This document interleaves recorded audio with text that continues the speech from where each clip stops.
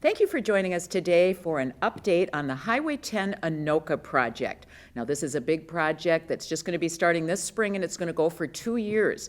And joining me today to talk all about it is Kent Bernard. Thank you for joining us today, Kent.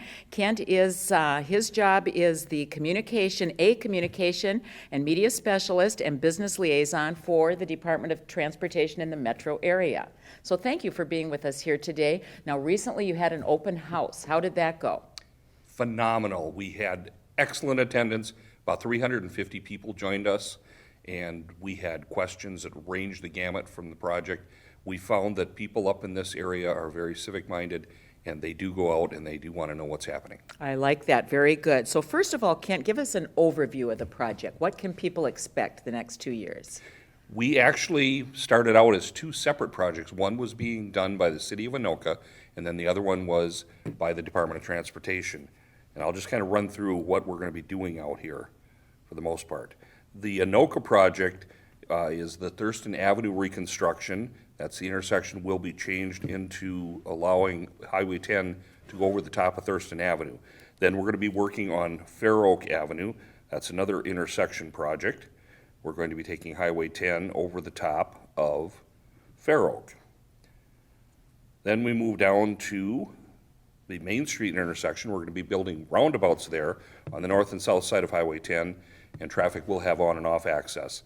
And finally, the Greenhaven Road intersection, there will be a roundabout constructed on the north side of Highway 10 at the intersection of Greenhaven Road and Thurston Avenue. There will be on-off access from Thurston Avenue. Getting to the MnDOT part of the project, we're going to be working on the Ferry Street intersection. Highway 10 access to Ferry Street will be changing. We're going to be changing the current Diamond Interchange into something called a single-point urban interchange, SPUI for short, and we do have information about that on our website. Also, 7th Avenue, we're going to have to do some minor bridge repair there. Traffic will have on and off access with temporary ramps there. 4th Avenue, the overpass will be updated and replaced. The Rum River Regional Trail will be realigned from its current location and combined with the 4th Avenue Bridge.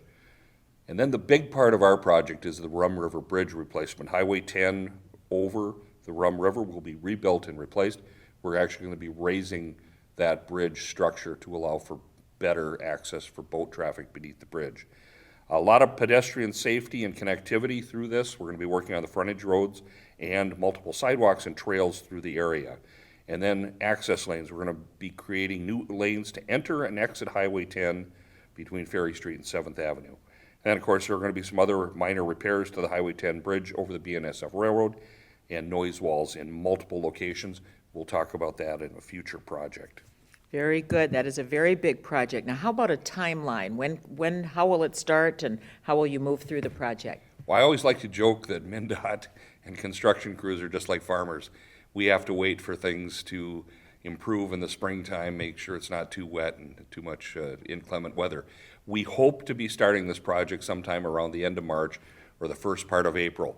And we're going to start off with a bang. We're going to be taking it down to a single lane in each direction on one side of the roadway.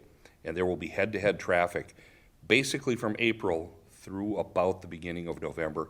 That will be the same thing we're going to have in 2023 too. We are going to be having to close some ramps.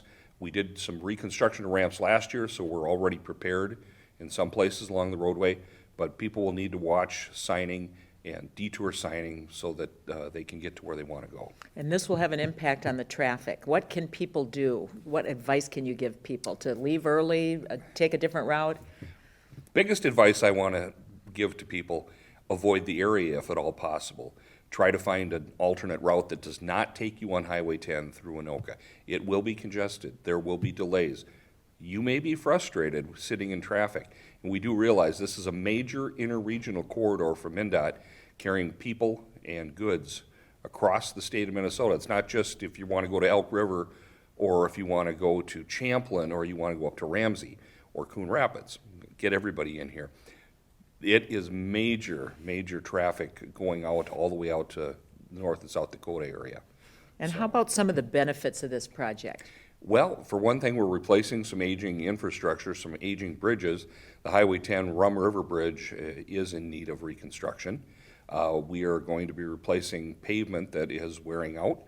We're going to be improving the safety out here. We're going to be eliminating, or at least alleviating much of the congestion out here. And I think the most important thing for motorists is we're going to be improving the safety of Highway 10. Very good. Well, thank you so much for joining us today, Kent. I really appreciate it. I hope you'll come back again. We can give our viewers another update, several updates as we go through the project. Absolutely. Thank you for having me on. All right, very good. And that'll do it for today. Thank you so much for joining us.